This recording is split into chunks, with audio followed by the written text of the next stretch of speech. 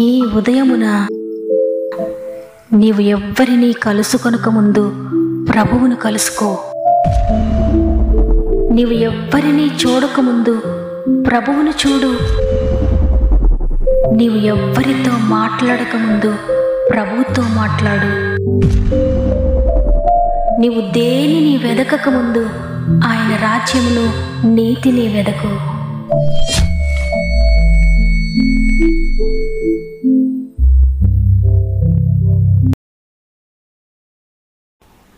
Praise the lord. God first అనే వాగ్దాన కార్యక్రమాన్ని ప్రతిరోజు వింటూ ఉన్న మీ అందరికీ నా యొక్క హృదయపూర్వకమైన శుభములు తెలియజేస్తూ మరొకసారి మీ అందరినీ ఈ యొక్క కార్యక్రమానికి ఆహ్వానిస్తూ ఉన్నాను. దేవుని బిడ్డలారా, ప్రతిరోజు ఈ విధంగా మిమ్మల్ని కలుసుకోవడానికి, మనందరం కలిసి ఈ విధంగా ప్రభువును స్తుతించడానికి ఆయన మనకు అనుగ్రహిస్తున్న సమయాన్ని బట్టి దేవునికి నేను కృతజ్ఞత చెల్లిస్తూ ఉన్నాను.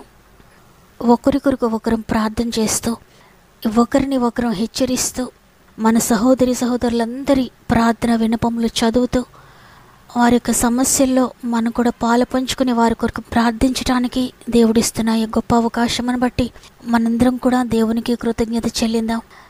వాక్యం చివరిలో మనందరం కూడా అందరి కొరకు ప్రార్థన చేద్దాం.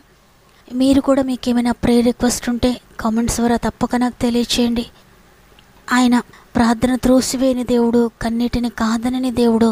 తప్పక జవాబిస్తారు, తప్పక నిన్ను లేవనెత్తుతారు. దేవునికి మహిమ కలుగునుగాక. ఈరోజు ప్రభు మనకిస్తున్న అద్భుతకరమైన వాగ్దానాన్ని చదువుకుందాం.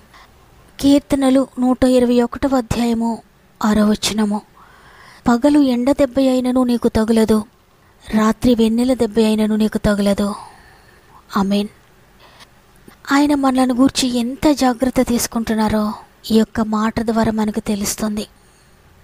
మన చిన్న బిడ్డలకు ఎండ తగలకూడదని ఏ విధంగా మనం వారిని ప్రొటెక్ట్ చేస్తామో, రాత్రి చలి తగలకుండా, చలి వల్ల వారికి అనారోగ్యం కలగకుండా వారి కొరకు మనం ఎంత జాగ్రత్త తీసుకుంటామో, అదేవిధంగా నీ కొరకు, నా కొరకు ఆయన జాగ్రత్త తీసుకుంటున్నారు. మన కొరకు ఎంత జాగ్రత్త తీసుకుంటున్న దేవుడు, సూర్యుని సృష్టించిన, చంద్రుని సృష్టించిన గొప్ప దేవుడు. ఆయన సూర్యుని శాసించగలరు నీ కొరకు, నా కొరకు. ఆయన చంద్రుని శాసించగలరు నీ కొరకు, నా కొరకు. ఈ సృష్టిలోని ప్రతి దానిని కూడా నీ కొరకు ఆయన శాసించగలరు. నీ మేలు కొరకు, నీ ఆరోగ్యం కొరకు, నీ ఆనందం కొరకు, నీ ఆత్మీయత కొరకు, నీ పరిశుద్ధత కొరకు, నీ నీతి కొరకు, నీ యొక్క ఉన్నతమైన స్థితి కొరకు ఆయన ఏదైనా చేయగలరు. దేవుని బిడ్డలారా, సర్వ సృష్టికర్తే ఈరోజు నీతో మాట్లాడుతున్నారు. పగలు ఎండ దెబ్బ అయినను, రాత్రి వెన్నెల దెబ్బ అయినను నీకు తగలకుండా నేను జాగ్రత్త తీసుకుంటున్నాను. ఇంత చిన్న విషయంలో నేను జాగ్రత్త తీసుకుంటున్నప్పుడు నీ జీవితంలో నీకు ఎదురవుతున్నా నీవు భరించలేని భయంకరమైన పరిస్థితుల నుండి నేను విడిపించలేనా? నేను తప్పక విడిపిస్తాను. నా మీద ఆధారపడని ఆయన ఈరోజు నీకు తెలియజేస్తున్నారు. చూడండి, సృష్టిని శాసించే సృష్టికర్త బిడ్డలంగా మనకు కూడా దేవుడు ఆ అధికారాన్ని ఇచ్చారు. ఆ అధికారాన్ని వినియోగించుకున్న యెహోషువ సూర్యుడిని, చంద్రుడిని కూడా ఆజ్ఞాపించినట్లుగా చూస్తున్నాం. సూర్యుడా, నీవు గిబియోనులో ఆగిపో. చంద్రుడా, నీవు అయ్యాలోను లోయలో ఆగిపో అని యెహోషువ శాసించగానే అవి నిలిచిపోయినట్లుగా మనం చదువుకుంటున్నాం. బైబిల్ గ్రంథంలో మనం చదవడమే కాకుండా సృష్టిలో ఈ విధంగా చంద్రుడు, సూర్యుడు కూడా ఆగిపోయినాయి అని శాస్త్రవేత్తలు కూడా తెలియజేశారు. ఇది ఎక్కడ జరిగినట్లుగా వ్రాయబడిందని వారు పుస్తకాలన్నీ తిరిగేసినప్పుడు ఆ విషయం వారికి బైబిల్ గ్రంథంలో కనబడింది. బైబిల్ గ్రంథంలో ఉన్నట్లుగా ఇక్కడ జరిగింది అని తెలియజేయడం జరిగింది. చూడండి, ఆయనను ఆశ్రయించిన వారు, ఆయన నమ్మిన వారి జీవితంలో కూడా ఇటువంటి అద్భుతాలైన చేయడానికి సిద్ధంగా ఉన్నారు. అందుకే నన్ను నమ్మిన వారు నాకన్నా గొప్ప కార్యములు చేస్తారని కూడా ఆయన తెలియజేశారు కదా. ఇంత శక్తిని దేవుడు మనకి ఇచ్చాడు. సృష్టిని ఏలేవారిగా ఆయన మనల్ని చేశాడు. కానీ మన పాపములను బట్టి, మన అతిక్రమలను బట్టి సృష్టిని శాసించడం కాకుండా, సృష్టిని ఏలడమే కాకుండా సృష్టికి భయపడేవారంగా, సృష్టిని చూసి బెదిరిపోయేవారంగా, సృష్టికి సాష్టంగపడేవారంగా, సృష్టి ఏ విధంగా నడిపిస్తే ఆ విధంగా నడిచే వారంగా భయపడుతూ జీవిస్తున్నాం. కానీ నిన్ను నన్ను సృష్టించుకున్న దేవుడు మాత్రం ఈ రోజుకి కూడా ఆయన తెలియజేస్తున్నారు, ఏది ఎంత మాత్రము నీకు హాని చేయకుండా నేను నీ విషయంలో జాగ్రత్త తీసుకుంటాను, నేను నిన్ను కాపాడుతానని. కీర్తనలు 91వ అధ్యాయంలో 5, 6, 7 వచనాలు మనం చదివితే, రాత్రివేళ కలుగు భయమునకైనను, పగటివేళ ఎగురు బాణమునకైనను, చీకటిలో సంచరించు తెగులునకైనను, మధ్యాహ్నమందు పాడుచే రోగమునకైనను నీవు భయపడుకుందువు. నీ ప్రక్కన 1000 మంది పడినను, నీ కుడి ప్రక్కన 10,000 మంది కూలినను అపాయము నీ యొద్దకు రాదు. ఎంత అద్భుతకరమైన విషయం కదా. నీ కుడి ప్రక్కన ఎన్ని సమస్యలు నీ ఎదుట ఉన్నా, నీ ఎడమ ప్రక్కన ఎన్ని ఆటంకములు, ఎన్ని శత్రు సమూహములు ఉన్నా అవి ఏమి నీకు హాని చేయలేవు, ఏ అపాయము కూడా నీకు రాదు.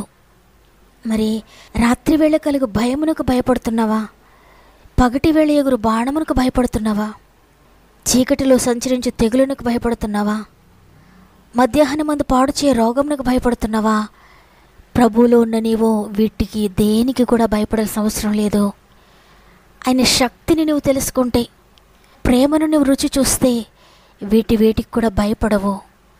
ఆయన శక్తి తెలియకనే ఇంకా భయపడుతూ ఉన్నావేమో. బైబిల్ గ్రంథంలో వ్రాయబడి ఉంది, తమ దేవుని నెరుగువారు బలము కలిగి గొప్ప కార్యములు చేస్తారని. నీవు దేవునిని ఎరుగకే ఒకవేళ బలమైన కార్యములు నువ్వు చూడలేకపోతున్నావేమో. ఆయన శక్తిని నువ్వు తెలుసుకోలేకే అనేక అద్భుతాలు నువ్వు చూడలేకపోతున్నావు. నిన్ను గురించి ఆయన ఎంత జాగ్రత్త తీసుకుంటున్నారో, ఒక తండ్రిలా ఎంత ప్రేమ నీపై చూపిస్తున్నారు అనేది నీవు తెలుసుకుంటే ఖచ్చితంగా నీవు దేనికి భయపడవో. నా ప్రభు నాకు తోడుగా ఉన్నాడు, ఆయన సృష్టికర్త, నా కొరకైనా సృష్టిని శాసించగలరు. పగలు ఎండ ఒకవేళ వస్తే రావచ్చు, కానీ దాని ప్రభావం నా మీద తగలకుండా ఆయన నాకు చేయగలరు. రాత్రి వెన్నెల దెబ్బ ఒకవేళ రావచ్చు, కానీ దాని ప్రభావం నాకు తగలకుండా ఆయన నన్ను కాయగలిగిన దేవుడని నీవు ఆయనను స్తుతిస్తావు. ఆనాడు ఆయన నమ్మినటువంటి ఇశ్రాయేలీయుల జీవితంలో కానాను దేశానికి వారు ప్రయాణిస్తూ ఉన్నప్పుడు ఆ 40 సంవత్సరంలో కూడా వారి ప్రయాణంలో వారికి పగలు మేఘస్తంభంగా ఉన్నారు, రాత్రి అగ్నిస్తంభంగా ఉన్నారు. దేవుని బిడ్డలారా, ఆనాడు వారి జీవితంలో ఆ విధమైన కార్యం చేసిన దేవుడు ఈరోజు నీ జీవితంలో కూడా అదే కార్యమును చేయగలరు. పగలు ఏ శోధన నీకు తగలకుండా ఆయన తోడుగా ఉంటాడు. పగలు ఏ ఆపద నీకు రాకుండా ఆయన తోడుగా ఉంటాడు. రాత్రి ఏ ఆపద నీకు రాకుండా ఆయన తోడుగా ఉంటాడు. ఏ శోధన నీకు తగలకుండా ఆయన నీకు తోడుగా ఉంటాడు. కాబట్టి ఈరోజు నీవే పరిస్థితులు గుండా ప్రయాణిస్తూ ఉన్నా కూడా దేవుని వాగ్దానాన్ని నమ్మండి. అయ్యా, పగలు ఎండ దెబ్బ కూడా తగలకుండా నన్ను కాచి కాపాడుతానని వాగ్దానం చేశారు. నాకు మీరు తోడుగా ఉన్నారు, మీరుంటే నాకు చాలయ్యా. ఈ లోకంలో ఎన్ని ఆటుపోట్లున్నా ఏమైనా అవేవి కూడా నన్ను ఏమీ చేయలేవని నీవు విశ్వసించి ఆయన సన్నిధిలో ప్రార్థించినట్లయితే ఈ లోకంలో ఏది వచ్చినా ఏ అపాయము రాకుండా నిన్ను ఆయన కాచి ఆయన రెక్కల నీడలో నేను కాపాడతాడు. కాబట్టి ఉదయం భయపడకండి, విశ్వసించి వాగ్దానాన్ని రిసీవ్ చేసుకోండి. నమ్మిన వారంతా ఒక్క నిమిషం నాతో మోకరిస్తారా? అందరం కలిసి ప్రార్థన చేద్దాం. ప్రేమగల తండ్రి, నీకు వందనాలు. తండ్రి, ఎంత జాగ్రత్త మాపై మీరు కలిగి ఉన్నారనేది ఈరోజు మాకు తెలిసిందయ్యా.